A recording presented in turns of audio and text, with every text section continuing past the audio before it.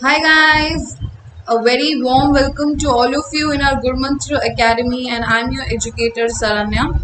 Today it's our biochemistry lecture again. It's a continuation of a biochemistry lecture.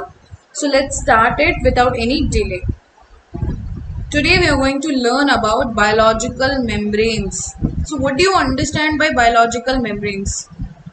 So basically जब हम एक cell की बात करते हैं तो उस सेल को प्रोटेक्ट करके रखने के लिए सराउंडिंग में मेम्ब्रेन्स होता है। ओके, तो ये मेम्ब्रेन्स बहुत बेसिक स्ट्रक्चर होते हैं एक सेल का। हर एक सेल के पास मेम्ब्रेन होना ज़रूरी है, नहीं तो सेल की जो प्रोटेक्शन है वो नहीं हो पाएगी। ओके, तो a basic cell will definitely contain biological membrane. कुछ ऑर्गेनल्स हैं जो कि यूकेरियोटिक सेल्स में हैं, उनके पास भी मेम्ब्रेन होता है। कुछ सिंगल मेम्ब्रेन होता है, सिंगल लेयर, और कुछ डबल मेम्ब्रेन। हमारे जो सेल के सराउंडिंग्स में मेम्ब्रेन प्रेजेंट है, it is a bilayer. Okay, it is a bilayer, मतलब it contains two layers. It's a bilayer, दो डबल मेम्ब्रेन है। सिंगल लेयर का एग्जाम्पल है लाइसोसोम। डबल मेम्ब्रेन सारे ऑर्गेनल्स मोस्टली डबल मेम्ब्रेन होते हैं, जैसे कि माइटोकॉन्ड्रिया या फिर गोल्गी, वो सब डबल मेम्ब्रेन होते हैं। तो लेट्स से माइटोकॉन्ड्रिया। ओके, तो ये मेम्ब्रेन बेसिकली करता क्या है? सेल को उसके एनवायरनमेंट से अलग करता है, राइट? सेल को डिस्टिंक्ट बनाता है फ्रॉम इट्स सराउंडिंग्स। और ऑर्गेनल्स में जो मेम्ब्रेन प्रेजेंट होते हैं, डबल मेम्ब्रेन ऑर्गेनल या फिर सिंगल लेयर्ड वाला मेम्ब्रेन, वो क्या करता है? उस पर्टिकुलर ऑर्गेनल को सेपरेट करता है फ्रॉम साइटोप्लाज्म। ठीक है, साइटोप्लाज्म में ही ये सब प्रेजेंट है, मगर मिक्स होने से बचाता है। ओके, तो इस मेम्ब्रेन के थ्रू ही ट्रांसपोर्ट होता है मॉलिक्यूल्स की, आयॉन्स की, गैसेस की ट्रांसपोर्टेशन मेम्ब्रेन्स के थ्रू ही होता है।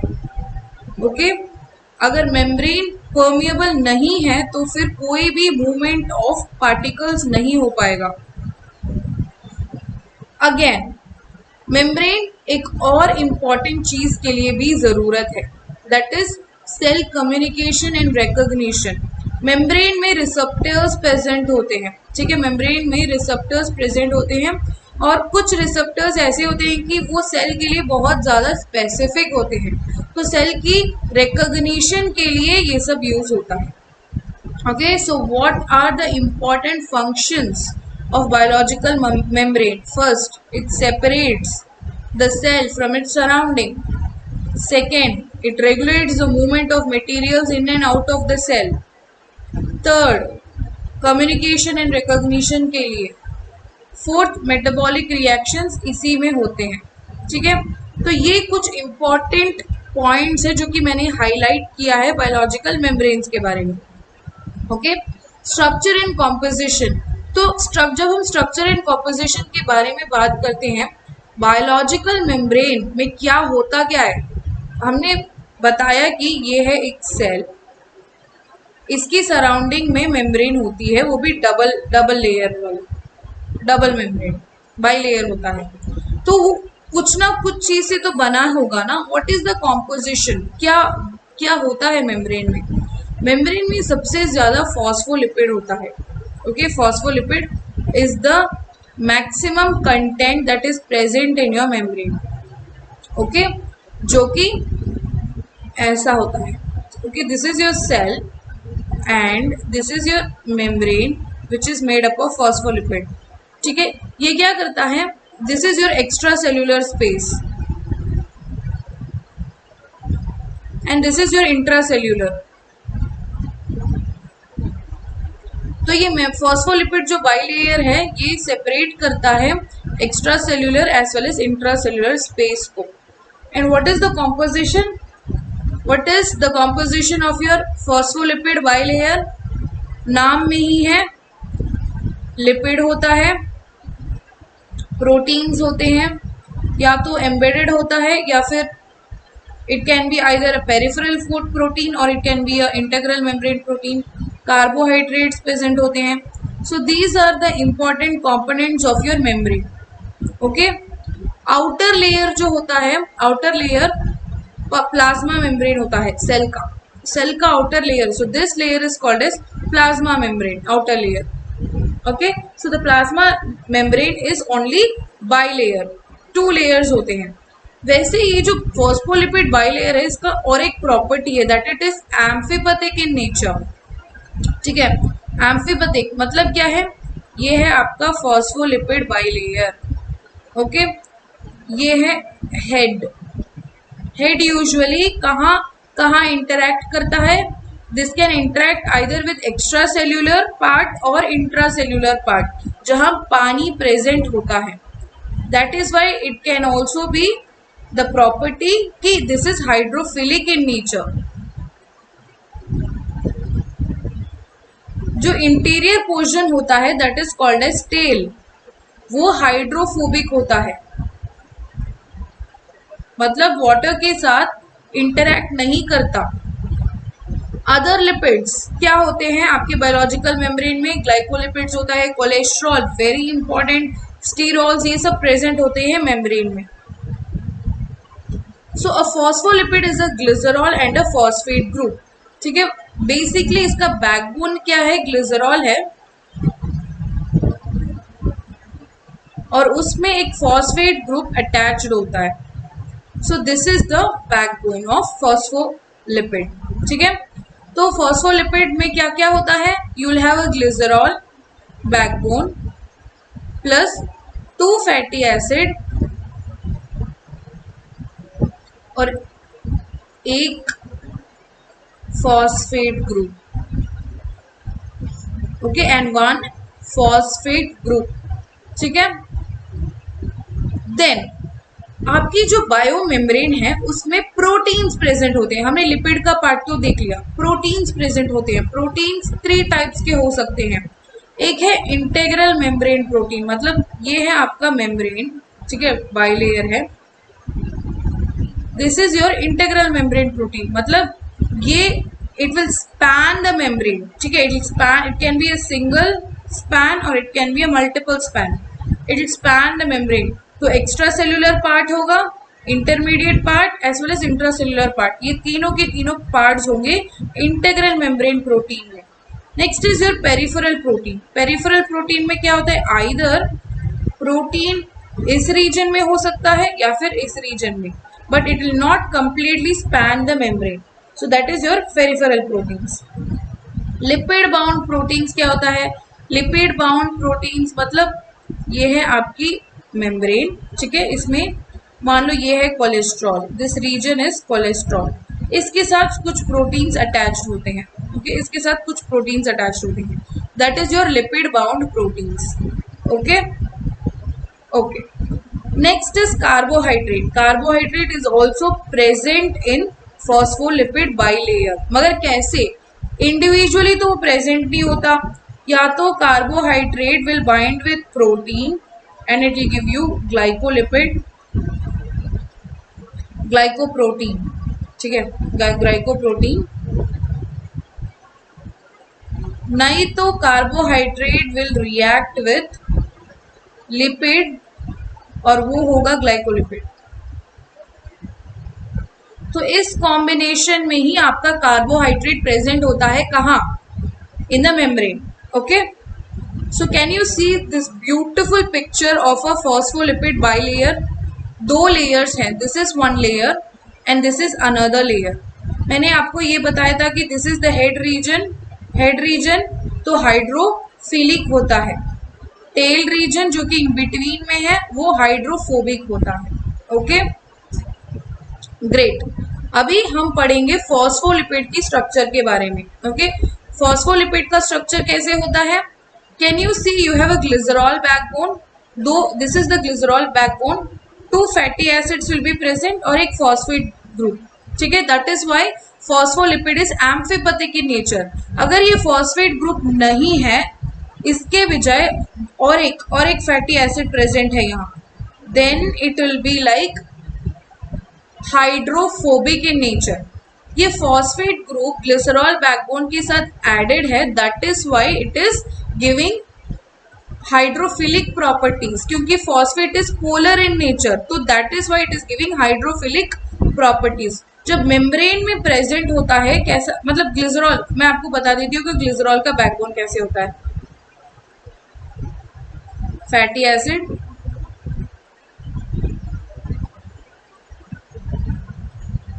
फैटी एसिड,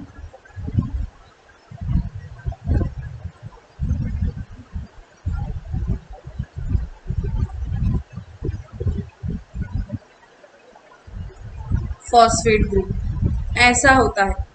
ओके, यहाँ तक जो मॉलिक्यूल है this is hydrophobic in nature and phosphate group alone is hydrophilic in nature. ठीक है, that is why it is amphipathic in nature. मतलब दोनों ग्रुप्स प्रेजेंट होंगे, हाइड्रोफोबिक भी होगा, हाइड्रोफिलिक भी होगा। Okay, so this is another beautiful picture of your biomembrane. सब कुछ अभी तक मैंने जो भी बताया है वो सब कुछ इस बायोमेम्ब्रेन में प्रेजेंट है।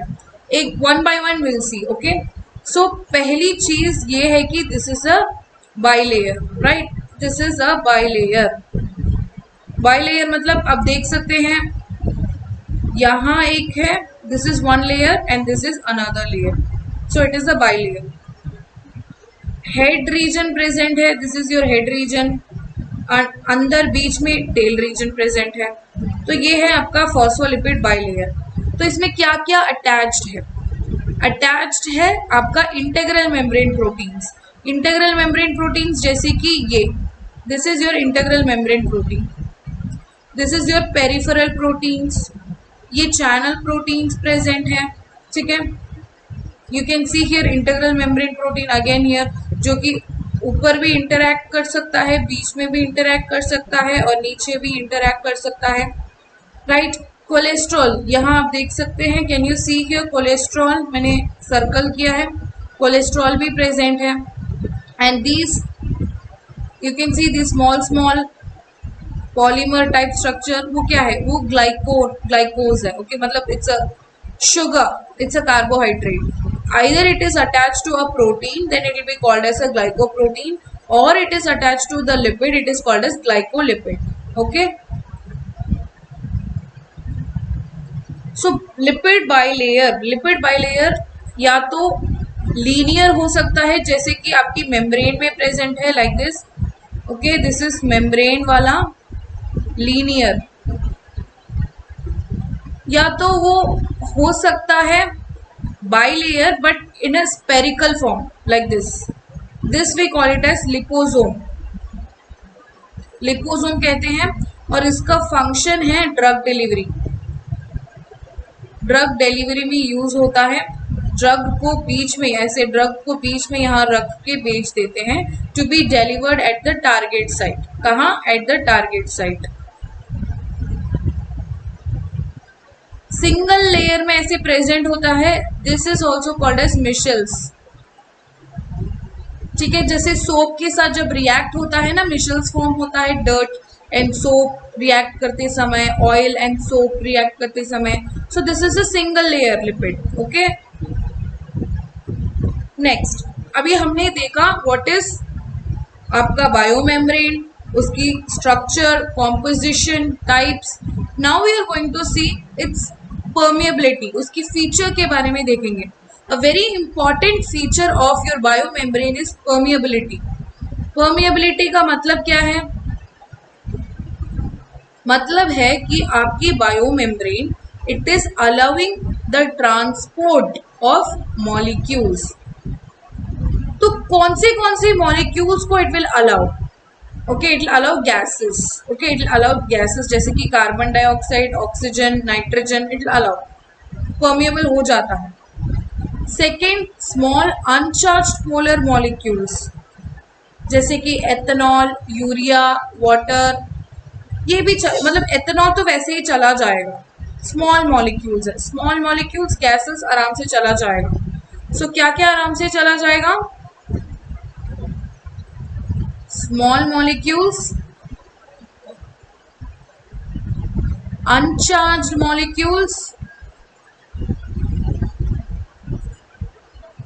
hydrophobic molecules,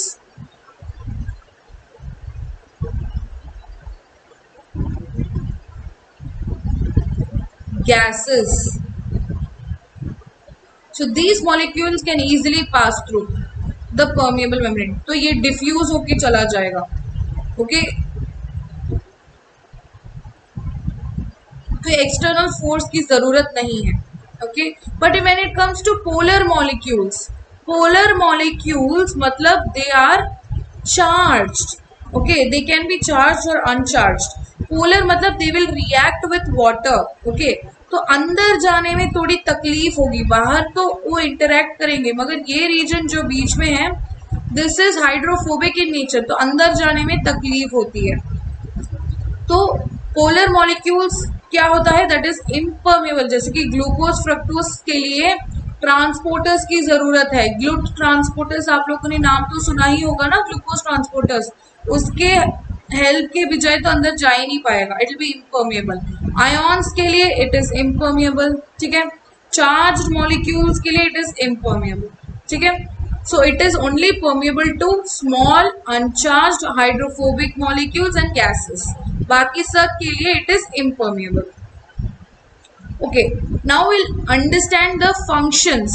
We already seen some of the functions, but कुछ और functions भी देख लेते हैं. Biomembrane is selectively permeable. अभी अभी हमने देखा था कि it will allow the transport of what? Small, uncharged, hydrophobic molecules and gases. So it is selectively permeable. ठीक है, और मूवमेंट कैसी होती है, ग्रेडियंट यूज होके मूवमेंट होती है. ऑल्सो फॉस्फोलिपिड सेल की स्ट्रक्चर और फंक्शन को मेंटेन करता है. It can also act like an energy store house. Molecule की ट्रांसपोर्टेशन के लिए इंपॉर्टेंट है, सेल सिग्नलिंग के लिए इंपॉर्टेंट है, and most important is it is a barrier. It acts like a barrier. तो जब हम मेम्ब्रेन के बारे में बात करते हैं, सबसे इंपॉर्टेंट फंक्शन है ट्रांसपोर्ट.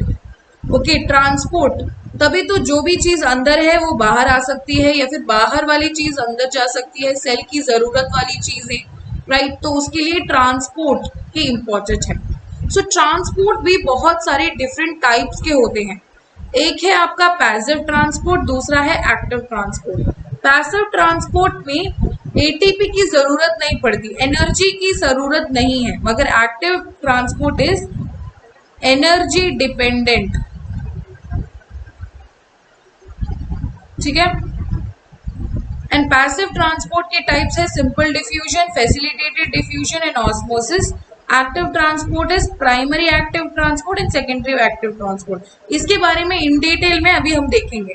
ओके तो पैसिव ट्रांसपोर्ट में क्या होता है, एटीपी की तो जरूरत नहीं होती.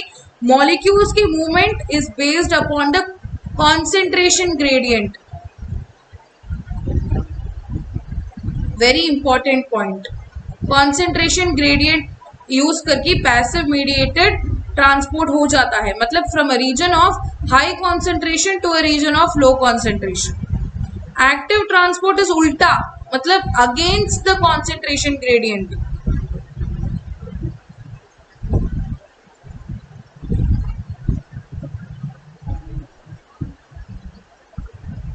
अगेंस्ट द कॉन्सेंट्रेशन ग्रेडियंट मतलब लो कॉन्सेंट्रेशन से हाई कॉन्सेंट्रेशन के पास जाता है, मगर लो से हाई जाना तो नॉर्मल नहीं है. It is not a favourable reaction. Free energy negative नहीं होता है, फ्री एनर्जी पॉजिटिव होता है, मतलब इट्स एन अनफेवरेबल रिएक्शन जिसके लिए एनर्जी की जरूरत है, एटीपी की जरूरत है. ओके नेचुरली तो नहीं होता, मगर ऐसा होने के लिए एटीपी की जरूरत है. ओके तो ट्रांसपोर्ट जब हम देखेंगे, there are different types of transport. The first one is simple diffusion. Simple diffusion normally molecule एवी अंदर आ जाता है, it does not need external force at all. ठीक है, चैनल प्रोटीन्स क्या करते हैं, चैनल के ओपन होते ही अंदर आ जाते हैं, फिर चैनल क्लोज हो जाता है।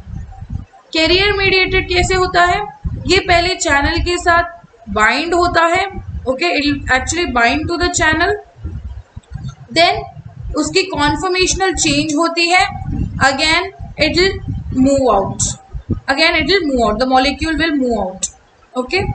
Next is active transport. Active transport कहाँ से कहाँ होता है, अगेंस्ट द कॉन्सेंट्रेशन ग्रेडियंट, मतलब from a region of low concentration to a region of high concentration of molecules. तो इसके लिए एटीपी की जरूरत है, ओके, इसके लिए एटीपी की जरूरत है, ओके। सो पैसिव मीडिएटेड ट्रांसपोर्ट में क्या क्या होता है, substances that are too large or polar diffuse across the lipid bilayer on their own through membrane proteins called, मतलब जैसे कि जो भी मॉलिक्यूल्स पोलर या फिर बड़े बड़े होते हैं उनको चाहिए कैरियर्स, कोई और उनको लेके अंदर खींच के जाएगा, कैरियर्स या फिर चैनल्स या फिर ट्रांसपोर्टर्स, ये सब इंपॉर्टेंट है।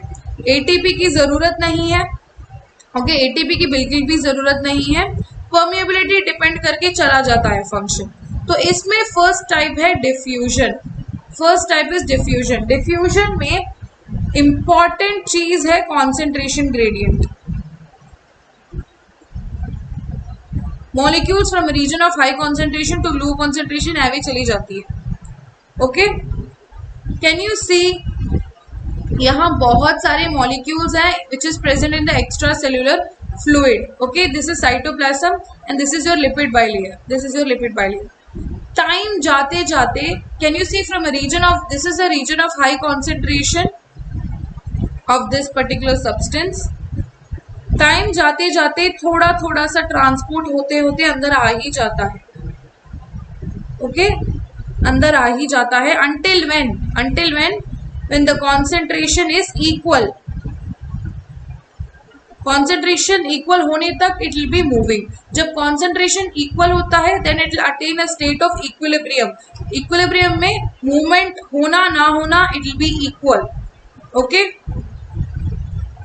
Next is facilitated diffusion. Facilitated diffusion मतलब बड़े मॉलिक्यूल्स या फिर चार्ज्ड मॉलिक्यूल्स, ये सब ऐवे ही नहीं पास कर सकते थ्रू द प्लाज्मा मेम्ब्रेन, तो कुछ कैरियर्स चाहिए, कुछ ट्रांसपोर्ट प्रोटीन्स चाहिए, so that is through facilitation. Facilitation मतलब कोई हेल्प कर रहा है हमें, नेचुरली तो नहीं हो पा रहा मगर कोई हेल्प कर रहा है, जैसे कि ग्लूकोज, ग्लूकोज कैसे अंदर चला जाएगा, using a carrier protein glucose अंदर जा सकता है, ऐसे वाले कैरियर प्रोटीन्स को we also call it as transporters, glut मतलब ग्लूकोज ट्रांसपोर्टर्स, ओके, ट्रांसपोर्टर्स के हेल्प के थ्रू अंदर चला जाता है। Next is osmosis.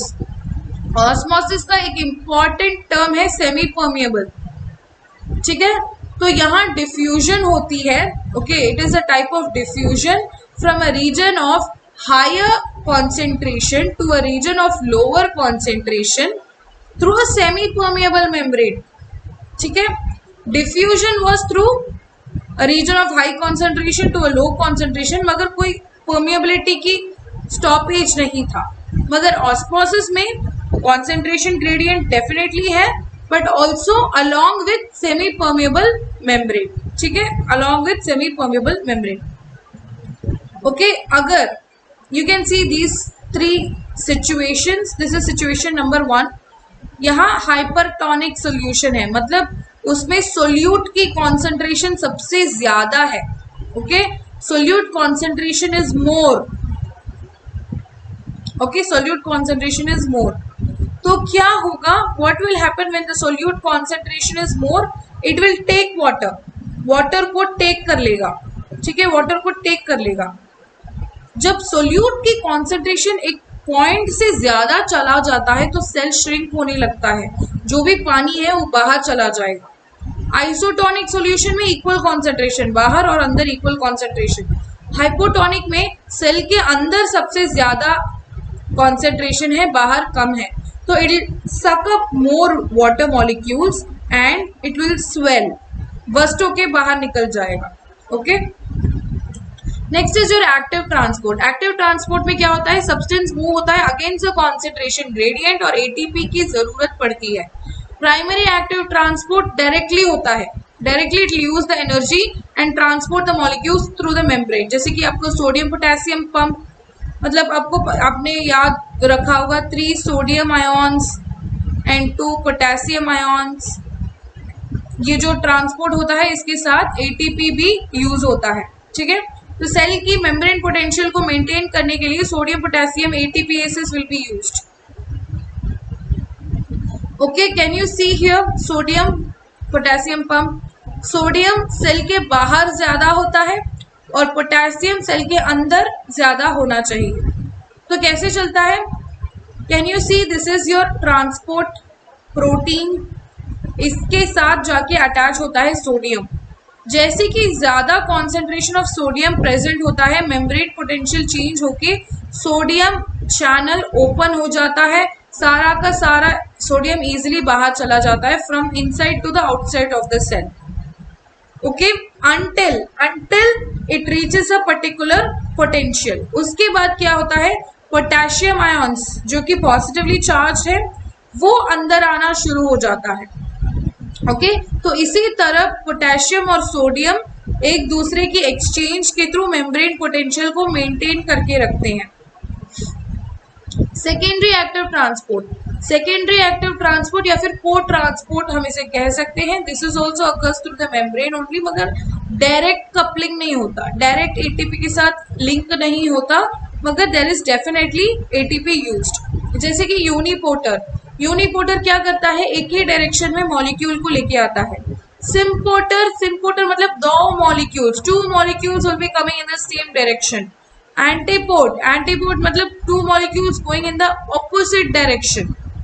तो 1 मॉलिक्यूल मतलब जब ये अंदर आता है, it will use the energy to bring B also inside. So cotransport हो रहा है।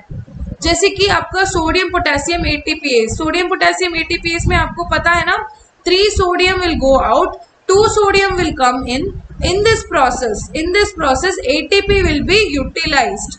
ओके, एटीपी की फॉर्मेशन मतलब एटीपी की यूटिलाइजेशन होती है।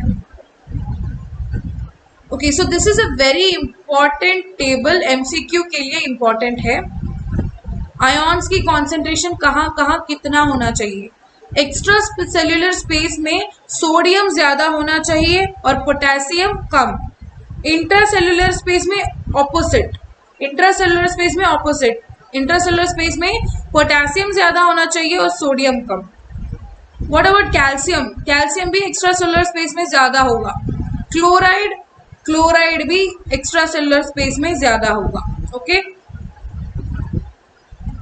Next is action potential. What is action potential, जब अभी तक मैं आपसे बात कर रही थी मेम्ब्रेन पोटेंशियल, आयॉन्स की मूवमेंट की वजह से मेम्ब्रेन की पोटेंशियल चेंज हो रही है और जिसकी वजह से एक्शन पोटेंशियल का शुरुआत हो जाता है। नॉर्मली जब हम मेम्ब्रेन पोटेंशियल या एक्शन पोटेंशियल के बारे में बात करते हैं, it is easier to see all these variations in a neuronal cell. Neuronal cell में हम कंपेयर करके यूज कर लेते हैं। न्यूरॉन्स का यूजुअली रेस्टिंग मेम्ब्रेन पोटेंशियल, जैसे कि कोई काम ही नहीं है, सेल रेस्ट ले रहा है आराम से, तो उस समय it will be around -50 to -75 millivolt, ठीक है, माइनस में होता है। ओके, जब एक स्टिमुलस आता है, कोई भी स्टिमुलस हो सकता है जैसे कि हीट या फिर शॉक, जब स्टिमुलस आता है देन डीपोलराइजेशन हैपेंस। डीपोलराइजेशन का मतलब क्या है, आपका सोडियम आयन चैनल्स ओपन हो जाता है and sodium from inside will go outside. Okay, so this is called as depolarization. Until when the potential is high, जब potential high हो जाता है। आप यहाँ इस पिक्चर में देख सकते हैं, can you see here, sodium chloride ये सब ज्यादा है in the extracellular space, मगर potassium is more in the intracellular space. Okay, concentration gradient ऐसा ही होता है। तो पहले डीपोलराइजेशन में क्या होता है, मतलब जब इलेक्ट्रिकल स्टिमुलस आता है, voltage gated sodium ion channels open हो जाता है। ओके, सोडियम आयन चैनल जब ओपन हो जाता है, as the sodium ions rush back into the cell, their positive charge, okay, cell बहुत पॉजिटिव हो जाता है। Okay, cell will become more positive, that is why it is called as depolarization until a threshold potential. उसके बाद sodium channels close होके, the closure of sodium channels will cause the opening of a potassium ion channel. Now potassium ion channels की बात, potassium ions की बात है, it will come, potassium ions थोड़ा ज्यादा ही आ जाता है, रेस्टिंग पोटेंशियल से थोड़ा और नीचे चला जाता है, that is called as hyperpolarization. Hyperpolarization की स्टेज के पास जाता है, देन इट विल रियलाइज कि हम कुछ ज्यादा ही नेगेटिव हो चुके हैं, अभी हमें रिपोलराइजेशन मतलब रेस्टिंग मेम्ब्रेन पोटेंशियल के पास जाना चाहिए। So that is your repolarization step. Okay, so there is always a refractory period. Refractory period क्या होता है? टू टाइप्स की रिफ्रैक्टरी पीरियड होती है. One is absolute refractory period जो कि सोडियम चैनल्स को क्लोज करने में बाद होता है. Okay, after the closure of sodium ion channels, absolute refractory period मतलब सोडियम बिल्कुल अंदर नहीं आ सकता, बाहर नहीं जा सकता, completely closed.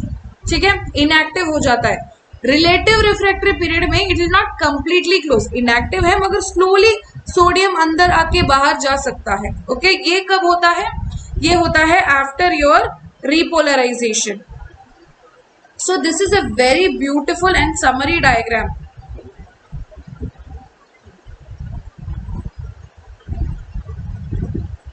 About action potential. Okay, so action resting potential is -70. Okay, -70 millivolt resting potential. कोई स्टिमुलस आता है मतलब 75, 76 तो छोटा सा एक पीक आ जाता है मगर फेल हो जाता है, एक्शन पोटेंशियल जा नहीं पाता. When it crosses the threshold, that is -55, that is the threshold, जब वो क्रॉस करता है then it will cause polarization मतलब opening of sodium ion channels.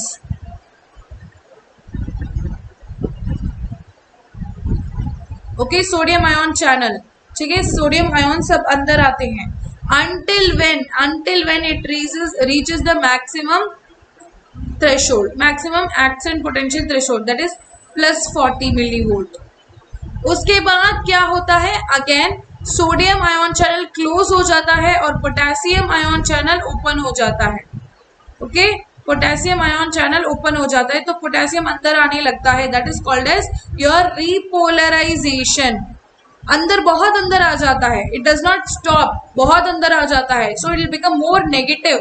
So that stage is your hyperpolarization. Hyperpolarization आ गया, अगेन सेल को तो resting potential में जाना पड़ेगा ना, तो cell will again go to the resting potential here.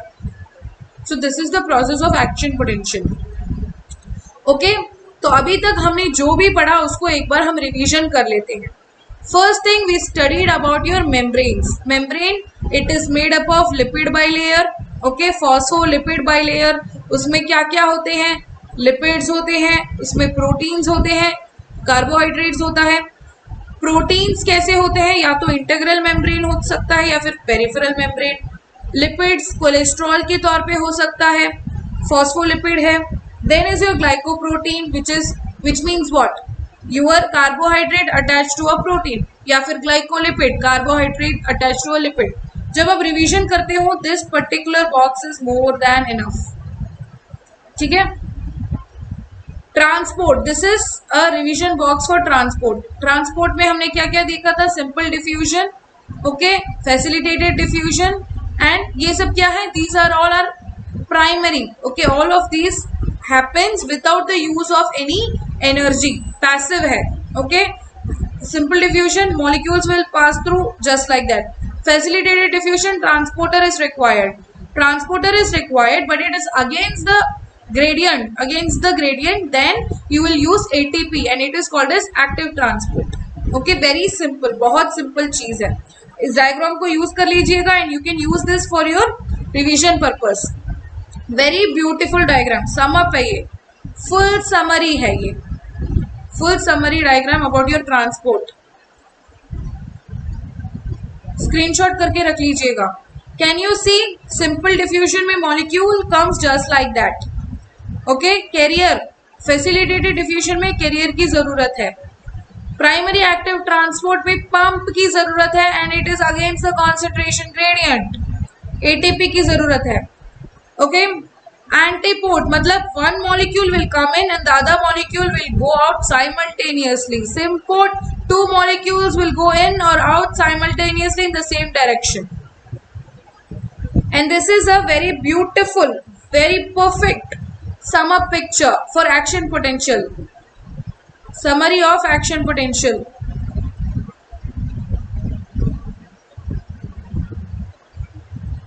तो क्या हो रहा है यहाँ?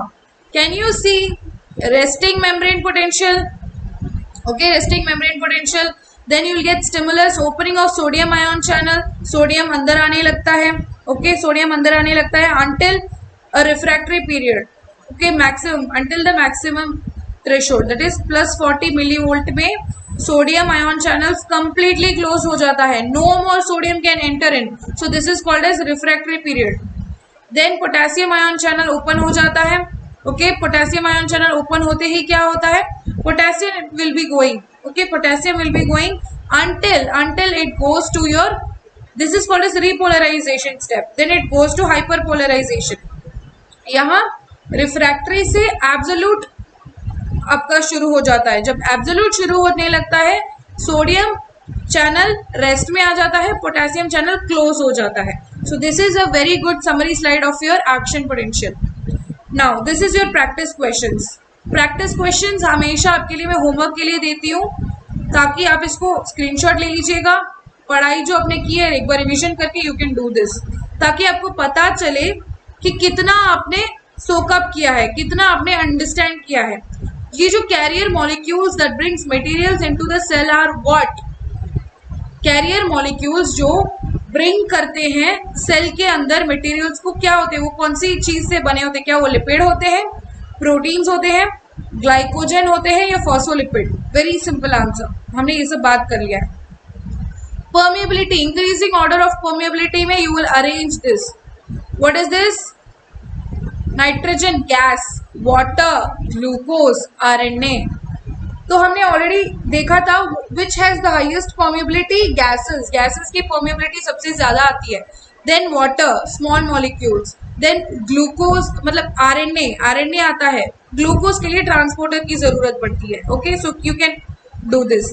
The rate of diffusion across the cell membrane is affected by what? Rate of diffusion.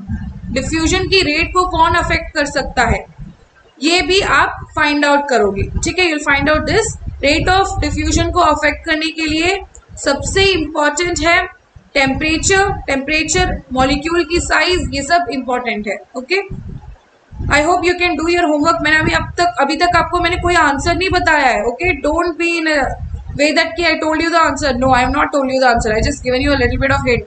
You will find out the answer. Okay, thank you so much guys.